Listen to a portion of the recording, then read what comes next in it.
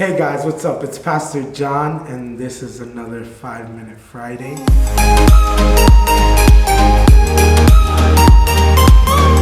On 5-Minute Fridays, I take a question from my Wednesday Instagram question and answer session. That question and answer session is actually expanded now. It's not just Instagram. I do it on Instagram and Facebook. But you can find that every Wednesday on Instagram at Pastor John Vazquez. So if you want your question answered, you can go over to Instagram and submit a question, and hopefully yours will be picked out on a subsequent Friday. Today's question is, what are the biggest challenges that you face as a pastor? So I only have one, and there are many challenges, and for every pastor these are different. I only have one real challenge that I think is really relevant to every pastor. As a pastor, it's very challenging to remember why you started doing what you're doing in the first place. When I first started pastoring, I started with all this excitement and all this euphoria and all this nervousness, because I realized how amazing it was that God had called me to pastorship, and I realized how unworthy I was, and I realized how challenging this was going to really be. And I remember in the midst of that, there were moments when I really wanted to quit, and it wasn't because I felt unworthy or because I felt like people were being bad to me. It was just because at moments I started to think that I was doing this just because it was a job. And this is the challenge when ministry is also your main provision for your home.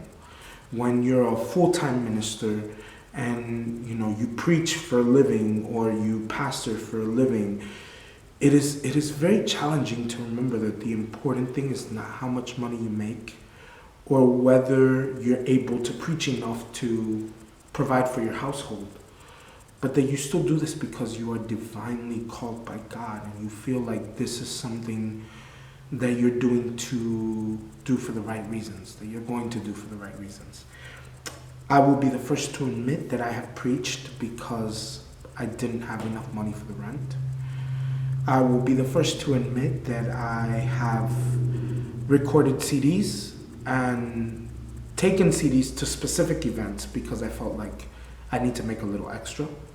That's not why I did it in the first place, and if you've heard me tell why I started recording my sermons, long story short, it was because the Lord spoke to me about the ability for the word to reach places where I couldn't go. And so I don't sell my recordings, I always give them away. And there are days when I've taken them because I feel like maybe I'll get a donation and that'll help me pay this or pay that. Like I said, it's very challenging to remember that you do this for a good cause. And I'll tell you a moment, and if you're out there, you know who you are, and I'm so grateful for you. And if you're out there and you watch this video, I want you to know that you changed my life that day. I went to this men's event, and the picture is actually on my Instagram, if you go to my Instagram. I went to this men's event, and I wasn't even a keynote speaker that event. I was just one of the pastors there, and I happened to, I think, give a conference that year. And this young person, he must have been 12, 13 at the time, he comes up to me and he said to me, I want to take a picture with you because every time I look at you, I see grace, God's grace. And, I want to be like you. And sincerely, my eyes watered. And still to this day, I think about it and it shocks my life. I took the picture with the kid, not knowing that he thought I was his hero at that moment, and he didn't know he was mine, because it's that reason why I do what I do. I do what I do because I still believe that I serve a God that changes lives, that makes people better. And I do what I do to try to do that, to try to help people get better, to try to change people's lives for the better, to be an example for my daughter and all those who come after me, and to try to make the world a better place.